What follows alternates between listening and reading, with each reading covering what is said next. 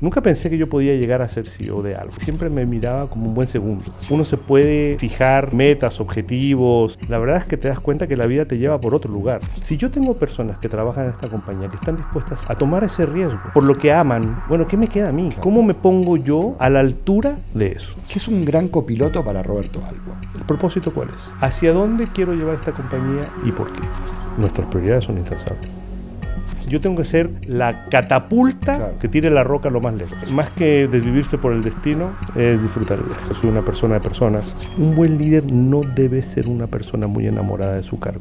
Elevar cada viaje siempre. Tenés todas las millas disponibles. ¿Por qué momento las canjearías? Hoy, en el Viaje del Líder, hacemos escala en Santiago de Chile para entrevistar a Roberto Albo, CEO de LATAM Airlines. Al frente de la mayor aerolínea de la región, lideró su recuperación tras la crisis y la proyectó hacia un futuro de crecimiento y sostenibilidad. Bienvenidos al Viaje del Líder. Hoy el Viaje del Líder hace escala en Santiago de Chile para conocer la historia de Roberto Albo, CEO de LATAM Airlines Group. El programa Viaje del Líder parte aquí. Hoy estamos en el capítulo número 1 y sin lugar a dudas conocer la historia de Roberto es una inspiración total. He tenido la oportunidad de conversar en otro encuentro privado con una delegación de empresarios y fue tremendo. Los aprendizajes. Esperamos hoy conocer su historia, cómo fueron las decisiones que lo llevaron a liderar un proyecto épico. Tomar la organización LATAM en pandemia, estar enfrentando el tan famoso Chapter 11 y desde ahí llevarla desde el liderazgo junto a un equipo de primer nivel hacia números y récords históricos en ganancias. Estamos acá con Roberto y ahora vamos a conocer, bienvenido Roberto, al Viaje del Líder capítulo 1. Muchas gracias. Un líder que hemos tenido la oportunidad de conocerte. ¿Hace cuánto que tuvimos el otro encuentro ahí? Algunos meses, 4 meses, ¿no? Y nos quedó resonando varias frases, varios aprendizajes, que bueno, esperemos descubrir en esta conversación. Muy bien, gracias. Vamos a conocer tu viaje. Hay un momento en la historia de todos nosotros, adolescencia, vamos a ir ahí, 18 años, 17, estamos saliendo del secundario y te preguntan, ¿qué querés estudiar? ¿Qué querés ser cuando seas grande? ¿Qué querías estudiar en ese momento? Mira, yo cuando salí de la universidad entré a estudiar física. Física. Sí, a mí me gustaba mucho la química. Después descubrí por un profesor del colegio mi gusto por la física y decidí estudiar física, quería ser físico. Lo que me pasó es que entré aquí a la universidad en Chile y en esa época las carreras esas tenían muy poco interés y terminé siendo el alumno único. Un alumno. El segundo año entramos dos, uno se fue, quedé yo solo y por lo tanto fui durante un año y medio alumno único para los cursos de física que me tocaban. Y ahí me di cuenta que tenía el gusto, pero no tenía la vocación para dedicarme toda la vida a ser físico. Y ahí decidí cambiarme a ingeniería y soy ingeniero estructural. Igual un área bastante física dentro de la ingeniería, pero claro, yo siempre he sido bastante científico. Incluso hoy todavía leo esos libros de divulgación científica. Ya no soy capaz de seguir las ecuaciones. E incluso me emociono con ver la belleza y la simplicidad del universo. ¿Y eso de dónde vino la física, el gusto por la física inicialmente? Mira, no sé, yo siempre fui, digamos, cercano a los números desde chico y como te dije, en este último año de colegio, el profesor de física que tuve en el colegio, de alguna manera creo que me inspiró a pensarlo más y tomé la decisión antes de salir del colegio de que eso es lo que quería hacer. Mira, ¿y tu familia, tus padres, de dónde vienen? ¿De qué corporativos, empresarios? No, mi papá es empresario, mi mamá no trabajó. De hecho, yo soy primera generación de universidad. Y bueno, yo creo que mi papá no estaba muy feliz con la idea de, ¿En serio? de que fuera físico. Él era empresario, entonces él quería que yo fuera empresario. Okay. Yo creo que él se dio cuenta que yo no tenía necesariamente, digamos, los mismos genes, la misma vocación. A mí me gustaba trabajar, digamos, en una empresa. Al principio me decía, pero ¿cómo puede ser posible que quieras tener jefes y no ser tú tu propio jefe? Yo no tenía ningún problema con eso, pero claro, cuando me cambié de física a ingeniería, mi papá creo que respiró un poquito. Claro. Bueno, en ese momento tal vez el mundo del emprendimiento no era tan como es hoy, ¿no? Era más sacrificado. Era muy distinto, ¿no? Y hoy en día, con la tecnología, hay infinitas oportunidades. En esa época, mi papá tenía una fábrica de confecciones. Se dedicaba hacer pantalones y chaquetas. Y muchos de su familia hacían cosas parecidas. Entonces era el camino que le tocó. Sí. El papá de mi papá murió cuando mi papá tenía un mes de edad. Entonces mi papá se crió en la calle, básicamente. Era el último de 5 hermanos, el mayor tenía 6 años. Y su mamá tenía que ir todos los días a trabajar, eran muy pobres. Entonces se halló la vida de esa manera. Y yo creo que para él fue un orgullo de que yo pudiera estudiar, ¿no? Porque realmente la primera generación Y pudo universitaria. verte graduar y Sí, te acompañó sí, hasta sí. que está... No, mi papá falleció hace 14 años. Ok, Así que, pero vio el crecimiento que tuve en esa época y Tremendo. yo creo que nunca se terminó de convencer ok.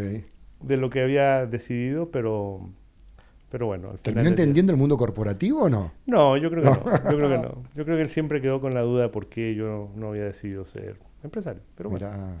Bueno, yo vengo de parte de mi abuelo materno, también del mundo textil, de sábanas, toallas, repasadores, también de ese mundo empresario. Así que, de hecho, soy de los pocos profesionales también del lado de la familia de mi madre. Así que también, lo mismo, una historia bastante similar. Mirá qué lindo. sí. Bueno, es la oportunidad que tuvimos, ¿no? Ah.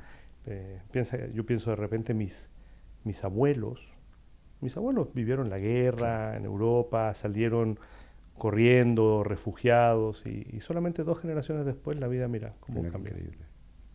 Qué tema, ¿eh? El tema de, justo hablábamos con mi mujer, el tema de los sacrificios, ¿no? De que tal vez nosotros venimos de una cultura de más sacrificios, de tener que hacer, nuestros padres también, ciertamente, y ahora nuestros hijos están un poco en una zona de confort, ¿no? Mucho más. Pucha. Bueno, vamos a seguir viajando. Ya sabemos, querías estudiar física y ahí, por decisión propia, pasaste a la ingeniería y ahí entraste en el mundo de los negocios un poquitito más cerca, ¿no? Ya con ingeniería más cerca que del mundo de la física, me imagino.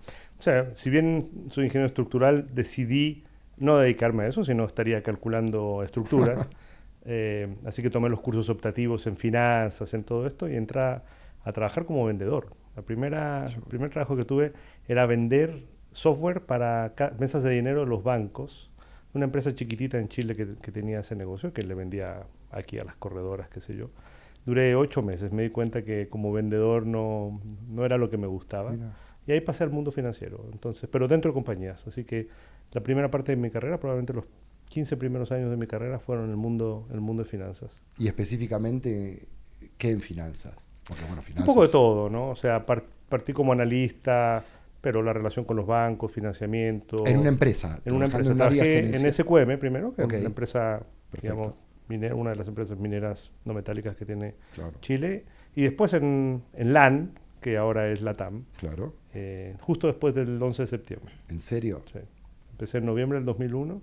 Pensé que no me iban Mirá. a contratar, porque me entrevistaron en agosto, después vino el 11 de septiembre y dije, ya está. Se frizó todo. Aquí está, pero al final del día igual me contrataron y Ok. ahí comencé. Así que sí, pasé, si quieres, de la física a la ingeniería al mundo Bueno, los de números, las empresas. ¿no? Vienen los números. Siempre siguen los acompañando números, los siempre números. más cerca de los números. Y de ahí estuviste un buen tiempo en el área financiera. Cuando entré a LAN, 8 años en el área financiera, incluso 3 en Argentina. Mirá. Yo fui uno de los 2 personas que se fueron de acá a abrir LAN Argentina en esa época. ¿Qué año fue eso? Del 2005 al 2008 estuve allá. Ok. Partimos LAN Argentina en el 2005. Ok. Y O sea, una Argentina en crecimiento agarraste, ¿no? Un poco. agarré buenos años Sí, de claro. Argentina. Fueron buenos años, también era el momento en que el tema de la seguridad era mejor. Yo te diría que fueron los años benignos, Claro. post crisis Claro. del 2001, del 2000, en Argentina. Y cuando terminé el 2008, Enrique Cueto, que fue el CEO de LATAM muchos años y que fue mi jefe, me invitó a venir a trabajar con él en el área de planificación y control de gestión. Ahí empecé a migrar un poquito de las finanzas más a los negocios y tener la oportunidad en LATAM de hacer un poquito de todo, la verdad. Y ahí después pasaste al área comercial. Pero después, yo estaba a cargo de gran parte de las funciones de soporte de LATAM, planificación de gestión, flota. Yo durante varios años estuve a cargo de negociar la flota, tuve IT, tuve compras, Pasaste por... prácticamente todas las Mirá. cosas. Lo único que no he hecho es operaciones, el área operativa pura. Mirá. Y en el año 2015, 2016, que LATAM tenía en esa época unidades de negocios, entonces Enrique me preguntó si quería hacerme cargo del negocio internacional de LATAM. Y fui para allá, estuve 2 años haciendo eso y después entré a toda el área comercial. Tomé la vicepresidencia comercial hasta principios del 2020 que tomé el cargo ya de CEO. Así que estuve 5 años en el mundo comercial antes de asumir este rol. Me parece interesante tu carrera porque mucha gente que nos está viendo, hay muchos gerentes que están en carreras que están ascendiendo, que están buscando su siguiente nivel. ¿Qué crees que fue que uno de los dueños, fundadores de la TAM, vio en vos para poder empezar a darte cada vez más responsabilidad hasta llegar a esto, ¿no? De ser el CEO de una compañía emblemática, no solamente en Chile, ni América Latina, a nivel mundial? ¿Qué crees que fue eso que vos tenés? Habría que preguntarle a él, ¿no? Pero es interesante. Yo nunca me vi, nunca pensé que yo podía llegar a ser CEO de algo. Yo la verdad que siempre me miraba como un buen segundo, como una buena mano derecha de alguien. Y creo que con Enrique tuve la oportunidad de estar cerca de él y al final del día de ser, más allá del rol que hacía, un poco asesor interno también. Y tenía, si quieres, mis responsabilidades normales y siempre había un 15, un 20% del tiempo en que estaba más dedicado a proyectos especiales que tenía la TAM y que él quería entender y pensar y desarrollar. Y me usaba un poquito a mí para evaluarlos o para entenderlos o para liderarlos. Pero yo creo que, mira, al final del día, yo creo que una de las lecciones interesantes que uno aprende con el tiempo es que uno se puede fijar, cuando es joven, metas, objetivos, deseos. La verdad es que te das cuenta que la vida te lleva por otro lugar. Entonces, hoy en día, cuando hablo con gente, les digo, miren, les voy a hacer 2 preguntas. La primera, no las contesten, les digo, sino piénsenlas. ¿En qué son buenos? Y los dejo 10 segundos pensar. Y después les digo, ¿y qué es éxito para ustedes? Y después les digo, miren, lo más probable es que ni en lo que ustedes creen que son buenos van a terminar siendo buenos, o sea, van a ser mejores en otra cosa. Y les aseguro que lo que ustedes piensan que hoy en día es éxito para ustedes va a ser muy distinto. Y para mí, el corolario de este pensamiento es que no vale la pena desvivirse por una meta que te autoimpones cuando eres chico, porque la vida te va a llevar por otro lugar. Disfruta lo que haces hoy, disfruta el presente, disfruta el minuto, no te preocupes tanto por el futuro va a llegar y la vida te va a dar las oportunidades de hacerlo. Y pasamos demasiado tiempo aquí, ¿viste? Como para no pasarlo bien. Entonces, hoy me parece mucho más potente pensar en lo que estoy haciendo hoy y cómo lo desarrollo y cómo lo hago mejor, más que pensar si eso me va a llevar a otro lugar. Bueno, disfrutar el viaje, ¿no? Disfrutar el viaje. A ver, o sea... Más que desvivirse por el destino, es disfrutar el viaje. Bueno, pero dijiste algo que le haces unas preguntas para que reflexione. Yo me quedé pensando cuando vos dijiste en qué sos bueno y qué es el éxito. ¿Y en qué definirías vos que sos bueno? Decís, en esto soy bueno, con total... Mira, durante muchos años yo me autodefinía como probablemente el tipo que sumaba y restaba más rápido de la clase. Okay. O sea, muy rápido con los números, muy bueno para la matemática. La persona que podía ver una presentación e identificar el error rápidamente o la inconsistencia de los datos. De hecho, la frase típica mía era, no me cuadra. ¿Y te gustaba identificar el error? Claro, porque uno se autoestimula claro, con lo claro. que es bueno. ¿Me Claro. entiendes? Y yo te puedo decir que yo me definía probablemente una persona de números. Okay. Lo interesante, la transformación personal, hoy día para mí es casi completa, porque hoy en día yo me defino como una persona de personas. Más allá de que obviamente los números me siguen sonando, pero... Y por eso que también pienso a veces que lo que tú piensas que va a ser éxito o donde vas a llegar es muy distinto. Si tú me hubieras preguntado hace 10 años, Roberto, tú hubieras tomado una parte importante de tu tiempo, de tu energía, de tu esfuerzo en tratar de ver cómo cuidas a las personas que trabajan contigo, en vez de estar mirando la planilla, yo te hubiera dicho, estás loco, no, eso no es para mí, eso no es mi... Ni lo entiendo. Mirá vos. Y eso es reconocido por tu liderazgo cercano, tu liderazgo personal, toda la gente con la que hemos conversado, o que te reporta a vos, o que te conoce, habla de tu calidad humana por sobre todo. Nadie dice, nadie habla de los números, habla de tu liderazgo de lo personal. Pero mira, cuando estábamos en pandemia, a mediados del año 2020, estábamos encerrados en las casas, no había vacuna, nadie sabía qué tan mortal era el virus o no. Y tienes personas de tu empresa que se ponen una mascarilla, se toman el auto, se van al aeropuerto y toman un vuelo para cuidar a los pocos pasajeros que tienen en ese minuto. Uno lo puede escuchar y así, ¿verdad? Pero a mí lo que me pasó cuando yo vi eso, dije, si yo tengo personas que trabajan en esta compañía que están dispuestas a hacer eso, a tomar ese riesgo, a hacer ese sacrificio, por lo que aman, que es hacer su trabajo, o lo que hacen, cuidar a los pasajeros, bueno, ¿qué me queda a mí? Claro. ¿Cómo me pongo yo Claro. a la altura de eso? Claro. Qué pena que me haya tenido que pasar eso para darme cuenta. Ojalá hubiera sido más natural. Pero no importa, acá estamos. Bueno. Y por eso es que pienso hoy en día tanto en las personas. Porque cuando veo lo que están dispuestas a hacer, tú dices, ¿cómo te pones a la altura? ¿Cómo te pones a la altura de ellos? Bueno, a veces lo bueno es malo y a veces lo malo es bueno, ¿no? En este sentido, en tu caso particular y como líder de la organización, una situación crítica terminó evolucionando tu estilo de liderazgo, que no es... Y hoy estás dirigiendo una compañía de ¿cuántos colaboradores hoy hay en la TAM? Somos 40.000. Estás impactando, o sea, es una ciudad, 40.000 por 4 personas por trabajador, estás hablando de 150.000, 200.000 personas están vinculadas con la TAM de manera directa, indirectamente deben ser más de 1 millón, me imaginaría.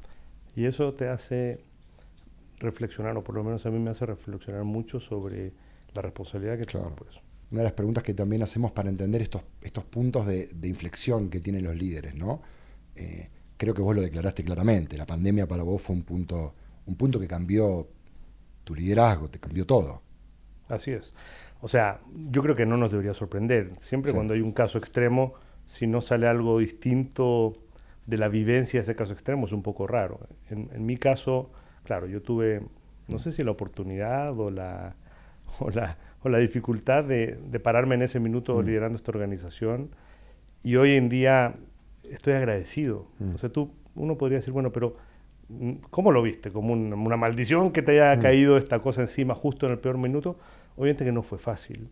Pero yo soy una mejor persona y creo que soy un mejor ejecutivo por lo que me pasó. Y más allá de lo difícil que fue y de las larguísimas horas y estrés que invocó, yo hoy en día estoy contento de haber pasado lo que pasé porque siento que progresé. Roberto, ¿algún vuelo que no hayas tomado en tu carrera profesional? Esos planes que uno hace para decir, bueno, voy a ir para allá, voy a hacer esto, pero terminas tomando otra decisión. Si hubiese tomado este vuelo, hubiese ido para este lado. ¿Hay algo que...? Cuando terminé de trabajar en SQM, me fui a hacer un MBA. Y me fui a Europa. Estuve en Suiza, en IMD. Y yo me quería quedar a trabajar en Europa. Y había una empresa del área médica, Medtronic, bastante conocida, que me contrató. Mira. Y me mandó una oferta y todo, y la tomé. Y me vine a Chile, cuando había terminado el MBA, a esperar la visa de trabajo, que afortunadamente, ahora lo digo, estos suizos se toman su tiempo. Entonces pasaron 3 meses, y el día que me llega la visa, ese mismo día, Medtronic me dice, ¿sabes qué? El proyecto para el que te contratamos no fue aprobado en la última etapa por la FDA, así que igual queremos que te vengas, pero ya no es para lo que te contratamos. Y yo les pregunté, bueno, ¿para qué? Y me mandaron una descripción de cargo que participar en el desarrollo estratégico. Te das cuenta que no tenían nada. Y ahí, bueno, tomé la decisión de quedarme y empezar a buscar trabajo desde cero en Chile. Estuve 8 meses buscando trabajo hasta que entré en LAN en esa época. Y bueno, imagínate cómo hubiera sido mi vida si hubiera ido a una empresa americana trabajando en Europa, en el área médica. Claro, la vida habría sido completamente distinta. Ahora, ¿me arrepiento, no me arrepiento? ¿Qué sabía uno en ese minuto? Pero eso tal vez es el minuto en el cual yo hoy en día pienso, claro, mi señora no sería mi señora, sería otra, mis hijos serían distintos. ¿Qué edad tenías ahí? Tenía 32 años, 31 años. Sí. Qué interesante que estés contando, estuve 8 meses en este proceso de buscar a dónde voy a aportar valor, a dónde trabajo. Venías del MBA, de Europa, o sea, con toda la energía, con toda la ilusión de poder aportar valor, y fueron un periodo no menor. Un periodo largo, sí. Que uno no se imaginaría, ¿no? Que tal vez Roberto Albo tuvo que pasar por eso. ¿Y qué descubriste en ese proceso de estar 8 meses viendo algún aprendizaje, algo que viviste, que cuando conectes con eso decís? La verdad que en lo profesional no, pero en lo personal sí, porque mi papá ya se había retirado, ya había dejado los negocios, y yo volví a vivir con él esos meses, un tiempo, y tuve la oportunidad de convivir con él de una manera completamente distinta a la que era antes, ¿viste? Y prácticamente nos íbamos a desayunar los dos todos los días. Bueno, si es que no tenía una entrevista, que no eran tantas, así que... Claro. Entonces tuve la oportunidad tal vez de convivir con mi padre de una manera un poco diferente, y eso hoy en día lo agradezco. Mirá. Pero profesionalmente, uno se pone un poco inquieto, ¿no? Dices, ¿qué me pasa? ¿Qué no tengo? ¿Que no lo ven? Por Dios. Pero bueno, al final del día... Mi peor crisis profesional fue justamente en el 2014, cuando un día después de mi cumpleaños me dijeron gracias, hasta acá seguimos, no vamos más, no van los números. Y ahí estuve como desde finales de abril hasta diciembre también. 8 meses. ¿Qué hago? ¿Qué hago? ¿Qué no funciona? Las entrevistas eran pocas y las que iba no funcionaba y no quedaba. Y fue un proceso, para mí fue, mi peor crisis profesional fue ahí. Y mi mujer conteniéndome, porque, claro, por suerte habíamos generado ahorros, pero ir comiendo de los ahorros mes a mes es súper traumático. Y que nadie te abre la puerta y que los amigos es como un poco están en la suya, ¿no? Sí, Que es claro. entendible. Lejos de mi familia, estaba acá en Chile, no la pasé bien. A mí no me tocó pasarla bien. Pero creciste. Bueno, después de eso, entré con un crack del e-commerce y me puse a liderar un e-commerce de recomendaciones de inversión. Y aprendí de e-commerce una banda. Mira. Y fue lo mejor que me pasó en la vida, porque de otra manera no hubiese aprendido de e-commerce, no hubiese estudiado. Y fue e-commerce a la vena. Que al día de hoy uso todo lo que aprendí en esa experiencia. Así que totalmente. Fue frustrante, pero terminó siendo resultando de él. Mirá qué increíble, vos también estuviste... Y estuve como 7, 8 meses, también me pasó eso. Mirá. Y Roberto, ¿alguna otra tour? Porque hoy está marcado por el capítulo 11, ¿no? El capítulo 11 es como que es lo que de alguna manera tomó más relevancia. ¿Pero alguna otra turbulencia que te ha tocado liderar en tu carrera profesional? No, así como algo que se parezca, no. Obviamente las dificultades que todos tenemos en la vida y los cambios. He tenido la suerte de pasar por muchos cargos y obviamente todos ellos siempre son un pequeño estrés, pero afortunadamente la verdad que había tenido hasta ese minuto una carrera más allá de estos 8 meses de pausa, no te voy a decir tranquila, ¿me entiendes? Pero en donde siempre tenía un desafío nuevo, iba avanzando y obviamente con las dificultades que puede ser los distintos momentos en los que uno pasa. La TAM tuvo una época muy difícil en el 2015 y el 2016 cuando invirtió fuertemente en Brasil con la compra de TAM y después Brasil tuvo esta crisis que fue casi una recesión muy fuerte, casi una depresión en Brasil y fueron momentos duros internamente para la compañía, pero gracias a Dios nunca tuve que enfrentar otro momento en lo personal o en lo personal profesional, si quieres, tan difícil como lo que fue la pandemia. Bueno, y qué importante también dimensionar, ¿no? Aprender a dimensionar, a decir, bueno, ¿qué realmente es una crisis? ¿Qué realmente es un problema? Y no tal vez sobreestresarse con situaciones cotidianas, porque también la salud mental está a la orden del día y hay que andar cuidándose y no sobredimensionar a veces los desafíos que uno tiene. Una cosa es un desafío y otra cosa es una turbulencia, ¿no? Una crisis real que pueda poner en jaque la organización. Totalmente, sí. Cosas muy distintas. Como me gusta decir, una vez que llegas a 30.000 pies de altura, podés tener turbulencia, pero no pasa nada, ¿no? Es difícil que pase algo a 30.000 pies de altura. No pasa nada. No pasa nada. No pasa nada. Roberto, en esta carrera, ¿no? Vos sos el líder, hoy sos el CEO de la organización, un referente sin lugar a duda. ¿Recordás algún mentor, algún líder que te haya demostrado aprecio, ¿no? Que en ese momento donde a veces uno lo necesita, esa contención, esa empatía, esa escucha, ahí estuvo. ¿Se te viene a la mente alguien? Yo creo que hay dos personas que de alguna manera me han marcado, ¿no? La primera fue Ricardo Ramos, que es el CEO hoy en día de SQM. Él era el CFO en esa época y yo trabajé con él y de alguna manera creo que mucho de lo que aprendí y mucho de la manera en la que aprendí a pensar fue con él. Yo creo que él fue más que tal vez un mentor desde el punto de vista de crecimiento y todo, una persona que me ayudó mucho a estructurar la manera de trabajar, de pensar, de entender las cosas. Me ordenó hasta cierto punto, si quieres.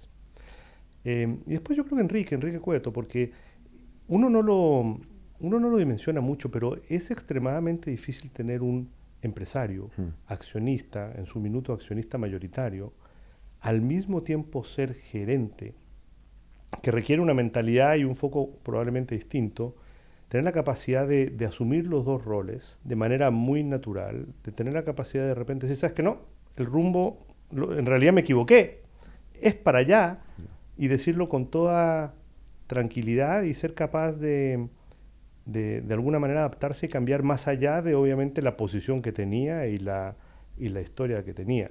Yo creo que yo aprendí tal vez de estar con ellos, de trabajar con ellos, de verlos, y fueron probablemente de a poco moldeando un poquito mi personalidad, mi estilo de trabajo. Y Enrique ya tal vez en una época más madura mía, también creo que fue un buen punto de conversación para pensar en cómo uno como ejecutivo piensa el futuro y se desarrolla y qué es lo importante y qué es lo no importante. Así que creo que ellos dos, que fueron entre los dos probablemente jefes míos durante 20 años de mi carrera profesional, tuve la suerte de tener dos personas, creo, extraordinarias, muy distintas entre ellas, ¿me entiendes? Pero que de alguna manera me ayudaron, me complementaron, me escucharon probablemente cuando lo necesitaba. Hay gente seguramente que está escuchando y está encontrando su estilo de liderazgo, ¿no? Muchas veces situaciones que te hacen crecer, evolucionar, y no es lo mismo liderar pre-pandemia, post-pandemia. Hay gente que se está reencontrando. Y vos nombraste estos dos grandes referentes del mundo de los negocios.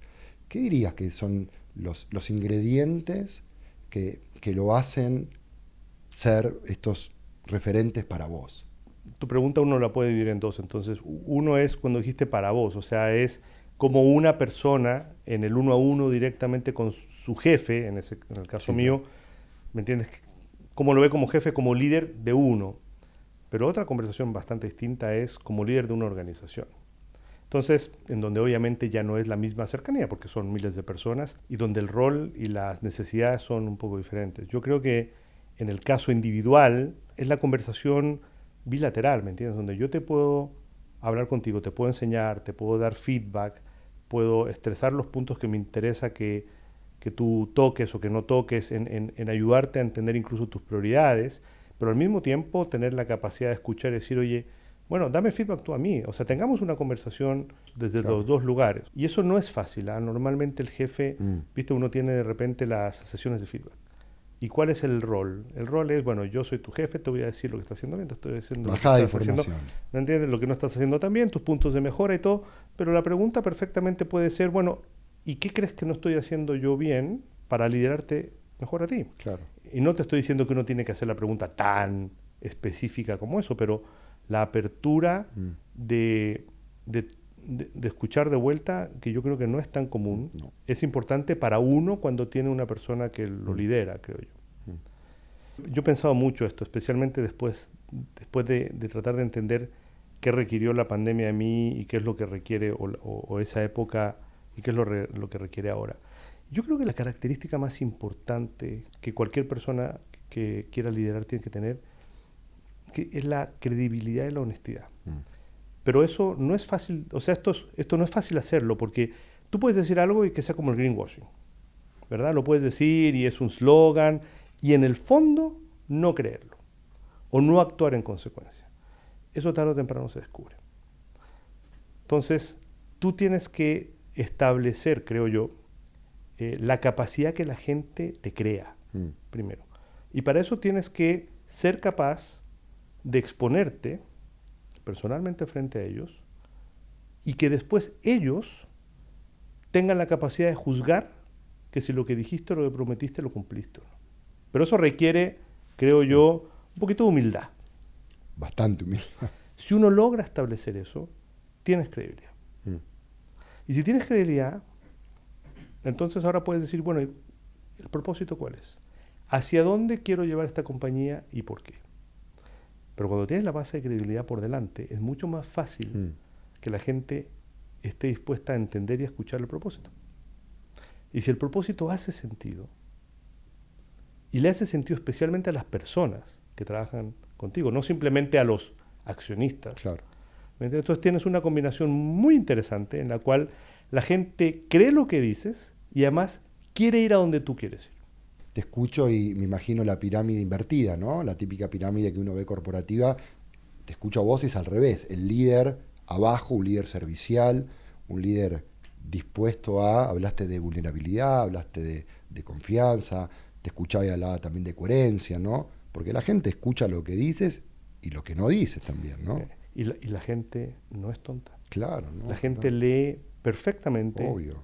entre líneas Obvio. y en lo directo. No, y un gran líder quiere rodearse de gente muy potente, con lo cual que te lleve, ¿no?, hacia el siguiente nivel y que se sume. Pero ¿por qué? Y yo te voy a decir en mi opinión por qué. Porque cuando yo te digo estas cosas, detrás de esto, en mi caso, hay una creencia, que es que mi principal responsabilidad es hacer que las personas que trabajan conmigo hagan bien su trabajo. Yo tengo que ser la catapulta, Claro. que, para hacer una metáfora, digamos, que tire la roca lo más lejos, que es poco creíble. O sea, es muy difícil que tú te sientes frente a una persona y te diga, yo soy tu jefe Claro. y lo que quiero es que tú hagas mejor tu trabajo. Claro. Eso es lo que me importa. Claro. Y mucha gente puede ser que lo crea, mucha gente puede ser que lo diga sin creerlo, Claro. o diga creyéndolo. A mí me pasó una cosa muy particular. Yo nunca pensé que iba a llegar aquí. Como te dije hace un rato, yo pensé que yo iba a ser un buen segundo. Claro. Y eso tiene una ventaja para mí, que me libera. ¿Qué significa eso? Que yo hoy en día no pienso tanto en lo que Roberto Albo tiene que lograr, porque está detrás mío. Y tengo la suerte Claro, mira qué interesante. de que lo dejé detrás mío. Ahora, alguien podría decir, fuiste poco ambicioso, que nunca pensaste que querías llegar acá. Puede ser, no importa. Yo hoy en día estoy en paz conmigo mismo. Entonces eso me permite dedicarme a otras cosas que mi propia atención. Entonces para mí, decir esto, lo puedo decir con más tranquilidad, ¿me entiendes? Porque obviamente que uno siempre tiene su ego, obviamente que uno, si no te estoy diciendo que yo soy un santo, ni mucho menos, pero cuando pienso en mi rol y decir cómo yo tengo que ayudar a las personas que están en la organización, trato la mayor parte del tiempo de hacerlo. Ojalá yo no tenga que tomar decisiones. Claro. Ojalá mi equipo tenga que tomar las decisiones. Entre tú y yo, las decisiones me aburren un poco. O sea, uno lleva 25 años haciendo más o menos lo mismo. Uno aprende patrones, se da cuenta, Claro. rápidamente llegas a la conclusión. No es tan difícil, pero ojalá el equipo tenga que tomar las decisiones. Muchas veces pasa en el comité ejecutivo que empieza yo le digo, chicos, ustedes saben tomar esta decisión perfectamente. No me digan no me digan a mí, háganlo. Hagan lo que tengan que hacer. Entonces, credibilidad, propósito, y siempre respaldado por los hechos. Entonces, cuando yo te digo que me expongo, es porque si yo me comprometo a algo, si no lo cumplo, pierdo todo. Claro, claro.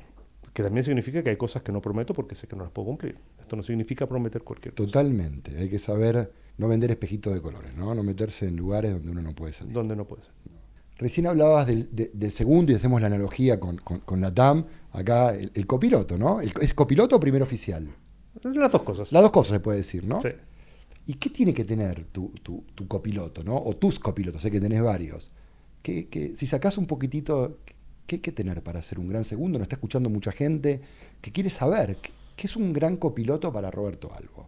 Yo creo que ser un buen segundo es aquella persona que es capaz de identificar lo que su jefe en este caso necesita, quiere, acompañarlo, ser proactivo. Yo creo que la proactividad es una de las características, creo, menos discutidas y probablemente más interesantes de las personas que están bajo los altos niveles, digamos. Es cuál es la capacidad que tú tienes, no solamente hacer las cosas que tienes que hacer solo, autonomía, es cómo puedes enganchar y hacer que el rol que tienes sea un poquito más amplio, más grande. Y eso es proactividad. Y esa es la diferencia entre autonomía y proactividad.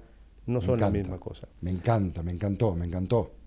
Autonomía, proactividad es como un paso más, ¿no? Es como un paso más. Es como estar pidiendo la pelota, de Como alguna un manera. paso más. Y yo creo que ambas cosas bien hechas, más la confianza, hacen un buen segundo. Pero para ser un buen segundo, creo yo, además tienes que entender la filosofía de tu jefe. Por ejemplo, si tu jefe es un dueño y tú eres un ejecutivo, ¿verdad? Si tú no piensas como dueño, Claro. aunque seas un ejecutivo, ¿verdad? Bueno, de repente esa persona necesita un ángulo del problema que tú no estás viendo. Que eso no significa que uno tenga que replicar lo que es su jefe.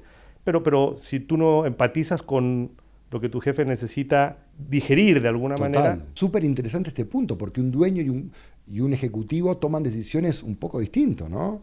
Pero imagínate en el caso que estamos diciendo, ¿qué le causa más confianza a un dueño que su ejecutivo piense como dueño? Claro.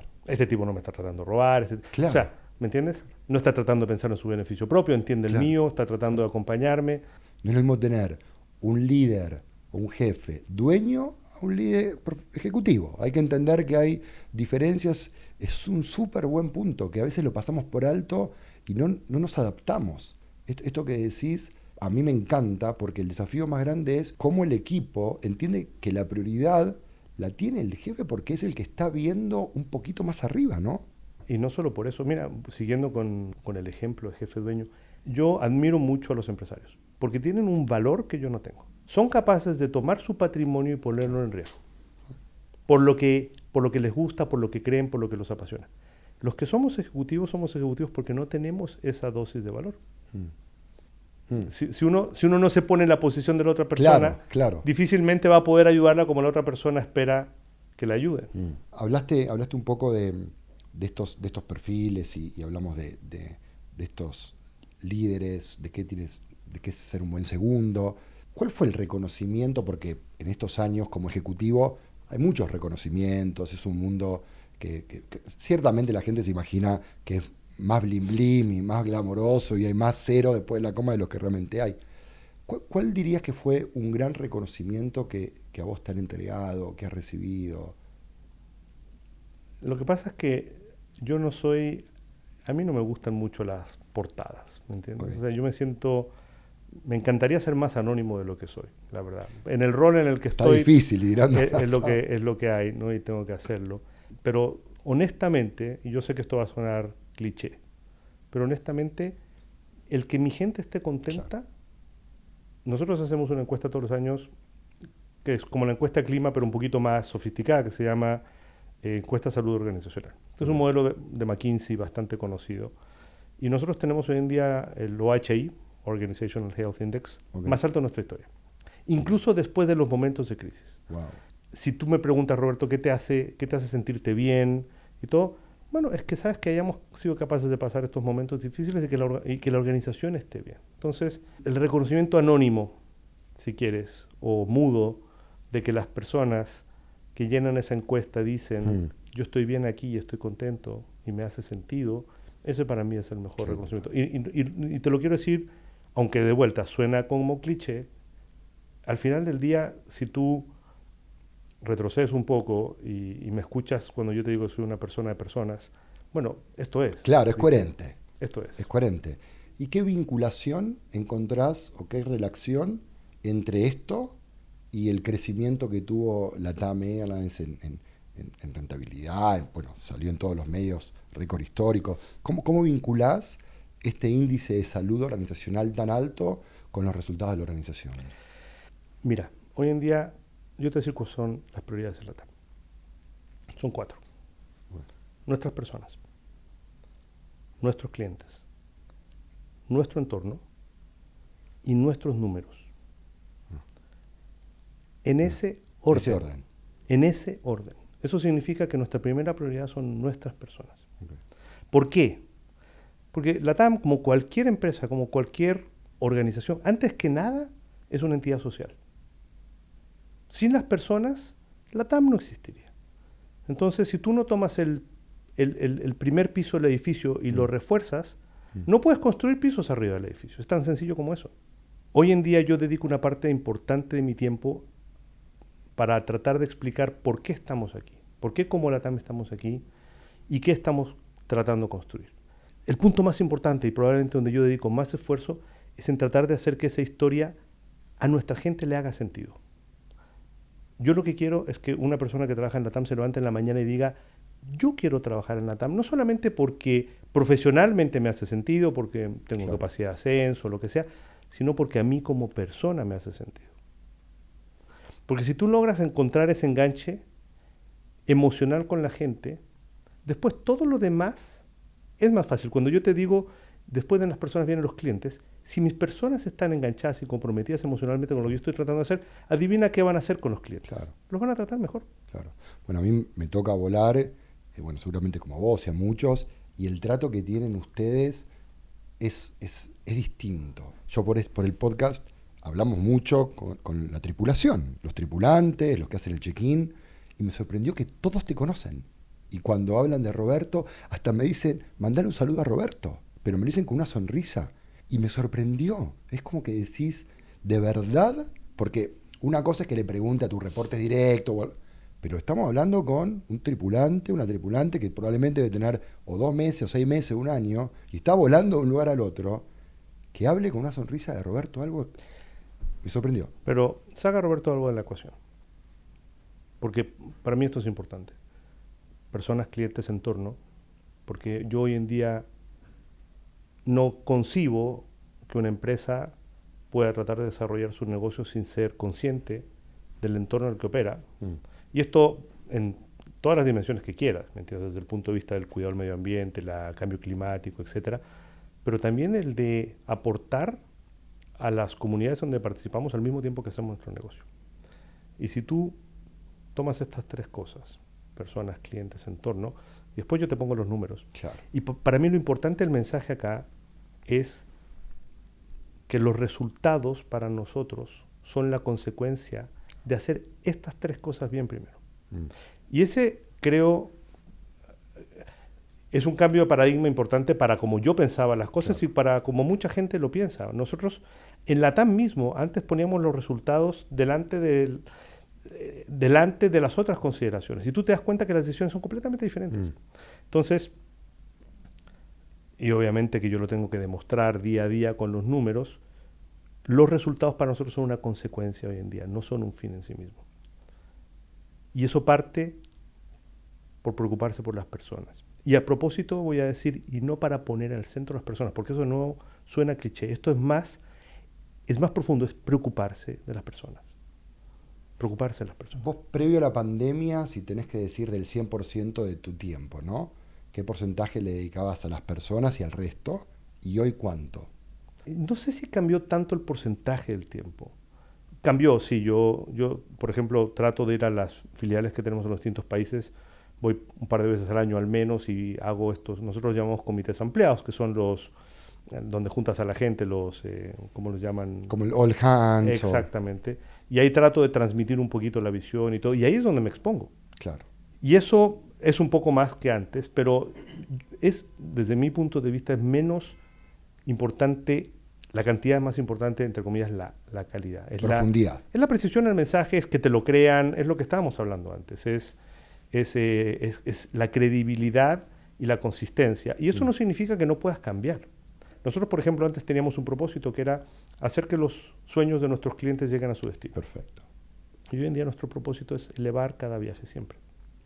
¿Y por qué lo cambiamos? Porque nos dimos cuenta que hacer que los sueños de nuestros clientes lleguen a su destino, ¿dónde estábamos nosotros en ese propósito? Claro. Nosotros mismos nos autoexcluimos del propósito. Y by the way, decíamos que lleguen a su destino. O sea, el sueño ocurría en el destino. Cuando llegaban. ¿Me entiendes? O sea, claro. Si mi sueño es ir a ver a mi abuelita a Costa Rica, chuta, cualquiera puede cumplir ese sueño. Claro. ¿Verdad? Nosotros no éramos parte del sueño. Pero ahora cuando decimos elevar cada viaje siempre, podemos hablar del viaje personal. Claro, claro. Podemos hablar del viaje de nuestros clientes. Claro. Podemos hablar del viaje de nuestras comunidades, de nuestros accionistas. Y además nos permite elevar, es aspiracional, ¿verdad? Te permite decir total. cómo mejoro cada... El siguiente nivel. Siempre vas a poder elevar. Y si tú me preguntas a mí, Roberto, pero tu mensaje fue radicalmente distinto cuando cambiaste el propósito, no fue radicalmente distinto. El propósito nos permitió aclarar más el mensaje. El cambio de propósito nos permitió aclarar más el mensaje. Entonces, no es que necesariamente dedique más tiempo, es trabajar más en la credibilidad del mensaje.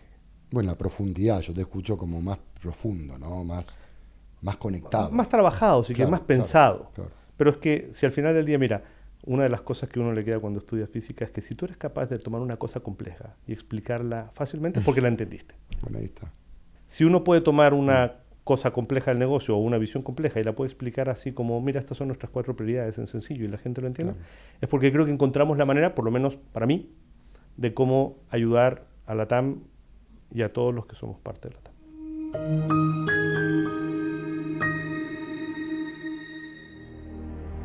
Imagínate que tenés todas las millas disponibles, que debes tener muchas, pero multiplicarlo por 10 o por 50. Tenés todas las millas disponibles. ¿Por qué momento las canjearías? ¿Algún momento simbólico puede ser?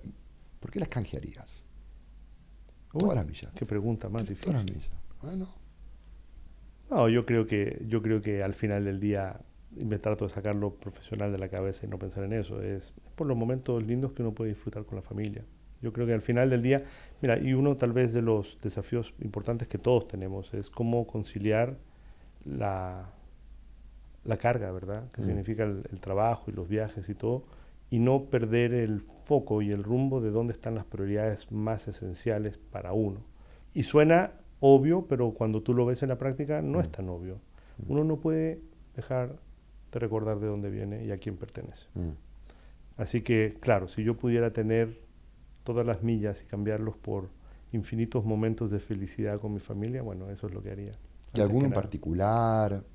No, yo creo que lo importante es la calidad y no necesariamente otra cosa. Mi hija se fue a vivir a Londres, tiene 22 años, empezó su primer trabajo la semana pasada, la fui a dejar. La mezcla de emociones, ¿no? Por una parte orgullo infinito y por otra parte pena gigantesca, pero mi hija me pidió que fuera yo a dejarla. ¿En serio? ¿Viste? Entonces, ¿qué quieres que te diga? ¿Viste? Dijo papá. Claro, fui una semana, limpié muebles, pisos, saqué maletas, todo lo que quieras, pero da lo mismo, ¿viste? Que estábamos en una cosa en la que había que cargar cosas por todos lados, no importaba. Pero bueno, estuve una semana con mi hija, antes de que ella emprendiera su vida. Mira, maravilloso. Qué recuerdo, ¿eh? Épico.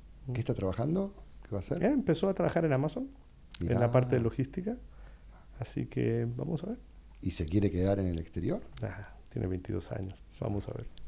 Y Roberto, para ir un poco terminando es, ¿qué se viene? ¿No? Ahora hablamos de la visión, de los nuevos horizontes, los nuevos desafíos como líder. ¿Hacia dónde te van a llevar los nuevos destinos? ¿Qué visualizás para los próximos años?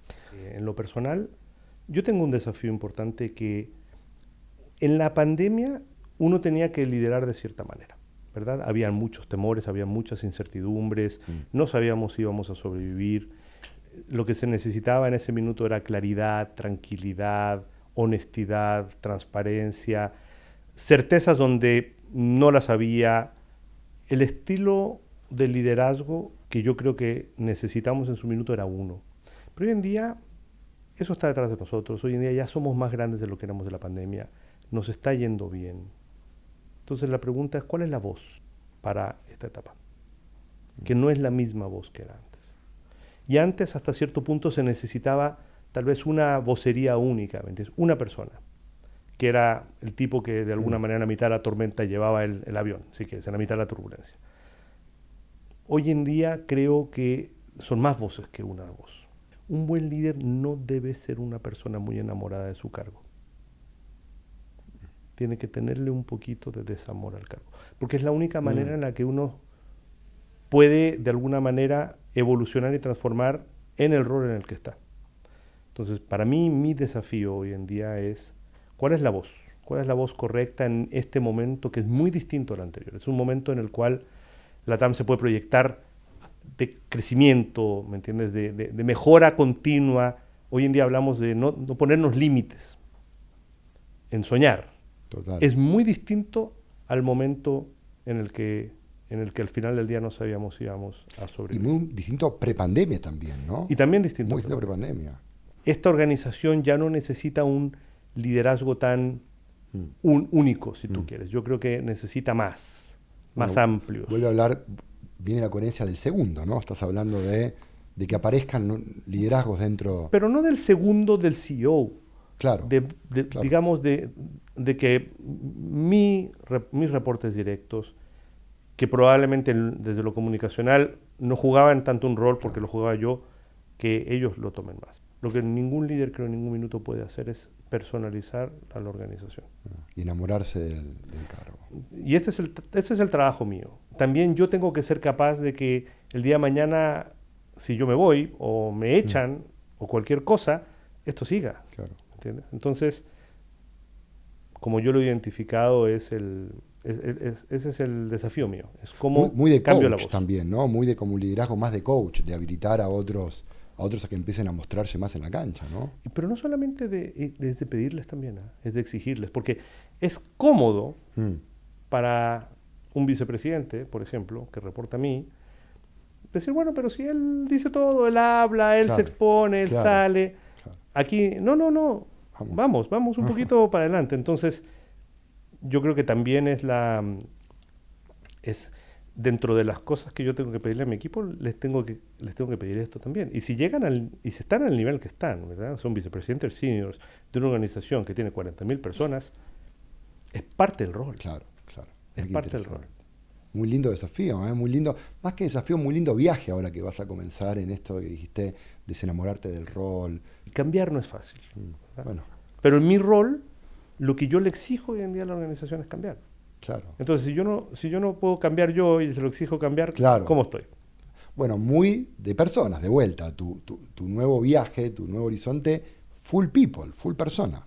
Volviste a hablar de eso, ¿no? De la voz de la organización, de la voz de las personas que aparezcan. Vuelve a aparecer este foco en las personas, en el desarrollo de las personas. Hay muchas cosas que siguen siendo las mismas. Pero al final del día, esto es lo que al final del día lleva, ¿me entiendes? Entonces, ahí está el trabajo.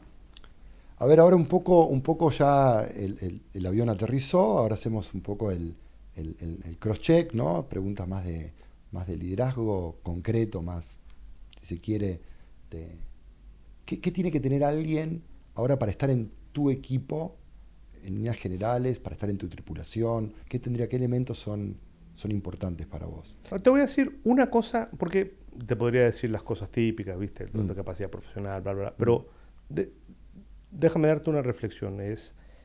El mundo está cambiando a una velocidad inusitada. Y yo en los últimos años, especialmente en los últimos meses, he tomado una parte importante de mi tiempo en exponerme un poco a la tecnología y a lo que la tecnología va a hacer. Y esto tú lo puedes ver desde dos lugares. Lo puedes ver como una oportunidad infinita o lo puedes ver como un temor infinito. O sea, yo he estado con gente muy senior de empresas muy grandes que básicamente te dicen, mira, lo que nosotros estamos buscando es usar nuestro tamaño y la tecnología para agarrar industrias y ponerlas de cabeza. Y rehacerlas. Tú te puedes imaginar el riesgo que significa para los que participan en esa industria, que no tienen la capacidad de ver que alguien por debajo puede entrar y les puede matar el modelo. Y esto está ocurriendo a una velocidad más grande y la tecnología está permitiendo, lamentablemente creo yo, es una dinámica de acumulación de poder importante. Porque al final del día, las empresas más grandes son las que tienen más capacidad de invertir en la tecnología, que redita más rápido, que hace que tengan más capacidad de hacerlo. Cuando yo miro hacia adelante y pienso, ¿cuál va a ser el disruptor de esta industria? ¿O qué va a generar el mayor cambio en los próximos años? Ya no va a ser como fue siempre el hardware. Aquí fue el avión. Este avión, que al siguiente año era de una tecnología mejor, etcétera. 60 años tenemos de la historia del jet. Mirá vos. ¿Verdad? Y esa tecnología maduró. El siguiente salto no va a venir del lado del hardware, va a venir del lado del software. Si tú no tienes la capacidad de entender que vas a tener que tomar tu trabajo y lo vas a tener que poner de cabeza y hacerlo de una manera completamente distinta, no solamente en esta empresa, en ningún lado. Mira, la TAM está tratando de digitalizarse, que significa traer las herramientas digitales hacia adentro, pero esto significa trabajar de una manera completamente distinta. Es tomar lo que nosotros llamamos tecnología del negocio, que es el know-how en el negocio, junto con la tecnología de información, y a veces con un poco de ciencia, porque hay veces que necesitas resolver problemas muy complejos que la ciencia te permite resolverlos, pues, temas de optimización muy complicados, por ejemplo, y hacer que estas tres cosas trabajen juntos en un modelo en el cual ya no le vas a pedir a IT que te diga esto que en 6 meses más, sino que esto pasa todos los días. Está en tu core. Ya, y eso tal vez tú lo puedes entender así como te lo estoy diciendo, pero la pregunta importante es, oye, ¿y cómo se lidera esto comparado a cómo se hacía antes?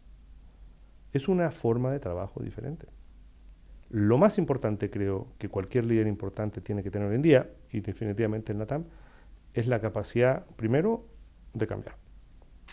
Porque no es justificación que tú tengas, voy a inventar, 30 años de experiencia y 55 años de edad y hayas demostrado a lo largo de esos 30 años de experiencia lo bueno que eres. El parámetro de medición está cambiando muy rápidamente. Entonces, si tú todavía piensas que en 5 años más esta empresa, o probablemente muchas empresas, se van a manejar de la misma manera que se manejan hoy, estás completamente equivocado. Entonces, más allá, de vuelta, de la capacidad profesional que tú puedas tener, los roles que existen hoy en el día del comité ejecutivo, no tengo ninguna duda, van a ser muy diferentes en 5 años más. Cambiar, adaptación al cambio. Bueno, la teoría de la evolución, ¿no? Pero a un nivel, a una velocidad... Claro, poner las cosas de cabeza, dijiste. Que nunca hemos visto. Claro. Y esto significa que yo voy a tener que poner, y estoy poniendo muchísima presión, para que haya conciencia de que esto es así, ¿me entiendes? Y que si tú no te adaptas, no importa lo que hayas hecho antes. Bueno, y estás hablando de ¿cómo te das cuenta cuando alguien está volando por propósito o por comodidad, ¿no? Que está cumpliendo. Todo es muy fácil darse cuenta, ¿verdad? Lo que pasa es que al final del día, y esto no te lo estoy diciendo por la TAM, yo creo que es la consecuencia normal de un proceso como este, tú puedes partir tratando de explicar, de convencer, y como todo en la vida, ¿verdad? Un porcentaje te va a creer inmediatamente, otro va a tener sus dudas, pero te va a seguir, y un pedazo que no va a querer cambiar. Lo que pasa es que tú tienes que tener la capacidad de tener esta conversación, de decirle, mira, te amo, te quiero, te adoro, pero si tú no cambias, no eres lo que esta organización necesita. Y te lo digo con toda honestidad, y te lo digo con todo cariño. Y eso no significa que no ponga a las personas por delante. Al contrario, si no soy capaz de tomar una conversación y tenerla tan directamente como esto, yo no estoy haciendo bien mi trabajo. Claro. Y en tu tripulación, ¿qué no está permitido? Hay algo que vos decís, ¿sabes qué? Entiendo, pero hay cosas que son intransables. Nuestras prioridades son intransables.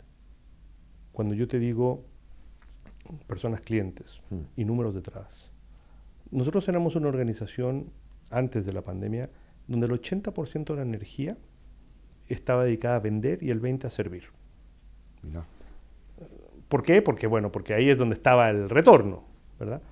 Y eso hoy en día decimos no, nosotros tenemos que tener la misma energía en servir que en vender. Pero la mejor herramienta de ventas es servir. Claro. Si me traen una idea que puede ser un negocio maravilloso, pero si esa idea no me dijeron cómo servirla, me dicen cómo venderla, pero no me dicen cómo servirla, no importa los millones de dólares que hay por medio, no se hace. Y no se hace hasta que me digas cómo la vas a servir. Cuando me digas cómo la vas a servir, la miramos. Qué increíble, ¿no? La implementación, ¿no? La ejecución, el delivery, ahí entra. Pero ¿qué es esto? Esto es decir, los números van a ser consecuencia de que cuidemos a nuestros clientes primero. El error más grande que puedo cometer es poner un producto en el mercado y al final del día que mis clientes se frustren por lo que estoy vendiendo porque no soy capaz de servirlo. Bueno, decía Steve Jobs un poco eso, ¿no? Que no es ingeniería la que diseña los productos, sino es la necesidad del cliente la que el ingeniero tiene que ver cómo la satisface con un producto. Un poco estás hablando, el cliente primero. Siempre el cliente primero. De todas maneras, pero te lo estoy tratando, porque el cliente primero es una frase tan mal usada en muchos casos que a mí no me gusta. De vuelta, son estas frases cliché que a mí no me gustan porque al final del día mucha gente dice, bueno, pero esto lo hemos escuchado todos. O sea, ¿quién no ha visto un libro de management que no diga el cliente primero? Hay 200. Sí.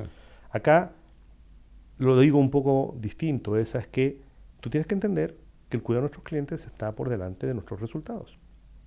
Y no porque las dos cosas compitan, es porque nuestros resultados van a llegar cuando a los clientes los cuidemos bien. Que es una manera de decir lo mismo, tal vez, pero más aterrizado, más práctico. Si logro hacer que mi equipo diga, entre comillas, tenemos que tener la paciencia para que los resultados lleguen después de que nuestros clientes están bien, bueno, eso es mucho más potente que decir el cliente está primero. Claro, es la paciencia, es la vuelta larga, es entender... Yo no te puedo decir cuánto vale un punto de NPS. Siempre está la discusión cuánto vale un punto de NPS. Yo no te puedo decir, pero sí te puedo decir cuánto valen 20 puntos de NPS. Y también el impacto que tiene perder puntos de NPS también. Obvio. 20 para adelante, 20 para atrás. Claro. Roberto, ¿te toca entrevistar gente como para cargos en la organización? A veces, sí. A veces. Sí. ¿Y hay alguna pregunta, algo que observás, algo clave que digas, mira, esto es a donde yo pongo el foco, esta es una pregunta que le pongo mucha atención, o algo de tu propia cosecha? ¿Hay algo en particular? No, no, yo no... ¿Qué buscas ahí? De hecho, yo no me siento ser un gran entrevistador, ni mucho menos. Yo creo que después de tantos años uno lo que trata es de quedarse con las impresiones, más que con las respuestas correctas, o con las respuestas, dijo esto. A mí lo que me gusta al final del día es tratar de entender por qué la persona que estoy entrevistando quiere venir acá. ¿Por qué la TAM? ¿Por qué? ¿Por qué quieres estar aquí?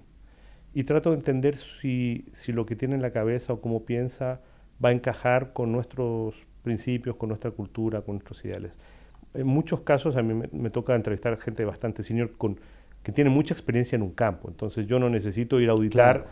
si el tipo sabe sumar rápido, restar rápido, ¿me entiendes? Esas cosas, qué sé yo, Sí. otros entrevistadores las verán con más cuidado. Yo trato de entender lo que la persona, no quiero decir sus principios, pero lo humano que hay detrás de la experiencia, y ver si esa cuestión al final del día a la TAM le va a aportar y a esa persona le va a aportar. Entonces, me dejo más llevar por la sensación de la entrevista que por las preguntas así como punzantes y específicas. Sí me gusta siempre entender por qué alguien está interesado en trabajar acá, y ojalá que no me digan que es por los resultados. O sea, yo quiero buscar la esencia, ¿me entiendes? ¿Y alguna vez te ha pasado a lo largo de tu carrera, ¿no? De haber tomado una mala decisión de contratación? Decir, ¿sabes qué? Acá está... Sí, de todas maneras. Yo creo que más de una vez, y no solamente contratar, sino incluso de repente hacer cambios, es decir, bueno, esta persona con este perfil puede tomar este rol, reportándome a mí, y te das cuenta que no lograste cuadrar una cosa con otra. Tal vez una lección importante que me dieron a mí, personas que yo contraté y no contraté bien, es que nunca les explicité bien cuáles eran mis propias expectativas sobre lo que ellos estaban haciendo. Y más preocupante que si contratas a la persona bien o no es, estás seguro, digamos, no cometas el error de no traer a la persona correcta para lo que quieres a costa de ella. ¿Cómo es eso? Que al final del día le hagas un mal a la persona, ¿no? O sea, claro. qué sé yo, subir de responsabilidad a una persona que de repente no está preparada porque la encuentras muy buena. ¿Qué tema? Porque la persona te va a decir que sí porque es un ascenso, una promoción y hay entusiasmo. Y muchas veces te sorprendes con personas que tú dices, yo no pensé que iba a ser capaz de hacer esto, y florecen. ¿Y cómo manejas cuando no pasa eso? ¿Tu experiencia? ¿Qué haces cuando te encontrás que no florece el tema? Las conversaciones más difíciles siempre son las de salida, ¿verdad? Pero yo creo que uno se da cuenta rápidamente cuando los ciclos se cierran. Lo que pasa es que o se van a cerrar, y después es tremendamente difícil cerrar los ciclos, de un lado y de otro. Y no vale la pena. Hay que cerrar los ciclos.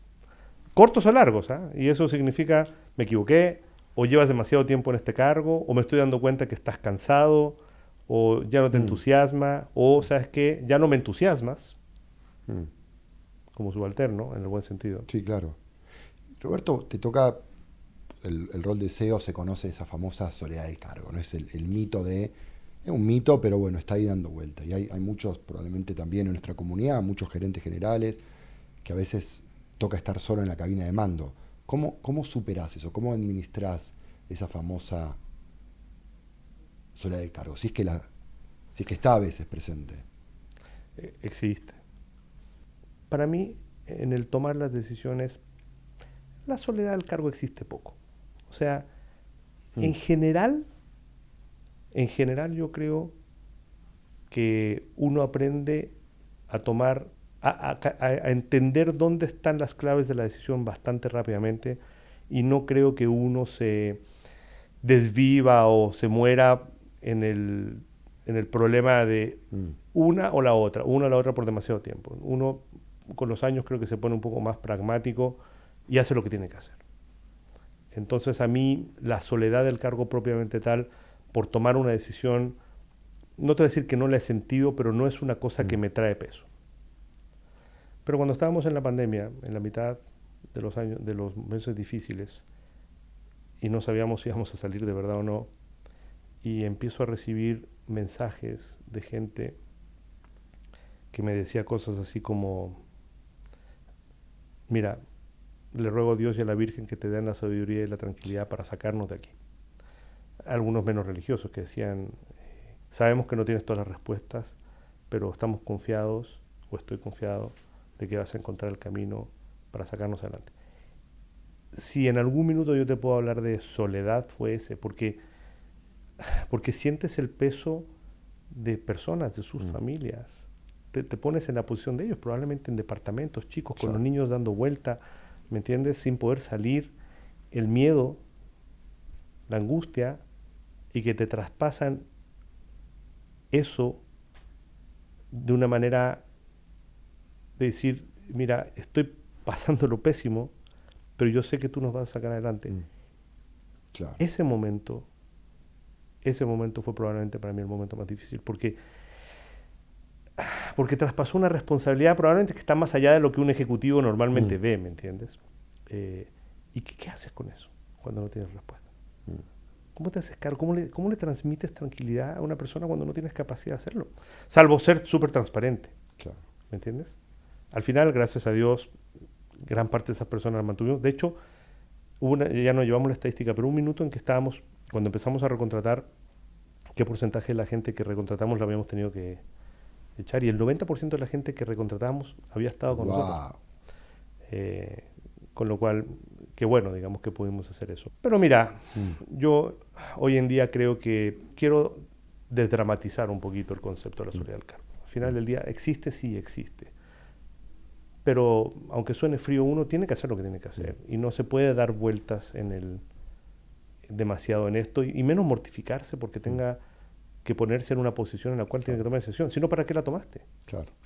Si no estás dispuesto, si no te gusta, si te estresa, no es tu rol. Claro, el rol del CEO no es tu rol. el rol. Es así. Es tomar decisiones constantemente y empoderar el equipo. Y, hacer, y algunas de ellas duras y difíciles. Pero si no eres capaz, o si te angustia demasiado, probablemente no es para ti. Bueno, el viaje del líder es para gente que está en posiciones de liderazgo, para gente que está buscando su siguiente nivel, probablemente gente nos va a escuchar y está en procesos de cambio, de reinvención profesional, de evolución, pero también hay gente que está en sus primeros momentos de liderar, una gerencia, una unidad de negocios. Para cerrar, Roberto, ¿qué recomendación le haces a ese líder que está por crear su primera tripulación y tomar su primer vuelo como líder de ese avión? ¿Qué le recomendás? Dos cosas. La primera, vivir el día a día y preocuparse un poquito menos por las metas, disfrutar lo que uno hace en cada minuto. Seas líder o no, al final pasamos demasiado tiempo aquí. Es demasiado importante en nuestras vidas. Son gran parte de las horas en las cuales somos más productivos, estamos despiertos. Si no tiene sentido, ¿para qué? Entonces, aprovechar el presente, vivir el presente, no estar amarrado a ideales que van a llegar, y si tú no estás en el lugar correcto, cámbiate. No lo dejes pasar. No lo dejes pasar demasiado tiempo. Y si tienes que liderar, sé honesto, claro, directo y cercano con tu gente. Esa es la esencia del liderazgo. No es dar órdenes, ni instruir acciones. Sí, son parte de tu rol, sí, pero no son la esencia del rol, o no deben ser la esencia del rol. Cuando uno es líder, se debe a las personas que lidera. Y si no logras entender eso, no vas a ser un buen líder, en mi opinión. Entonces, disfruta lo que haces, dedícate a tu gente, sé proactivo, creo que es súper importante. Autónomo y proactivo, me llevo eso. Autónomo y proactivo.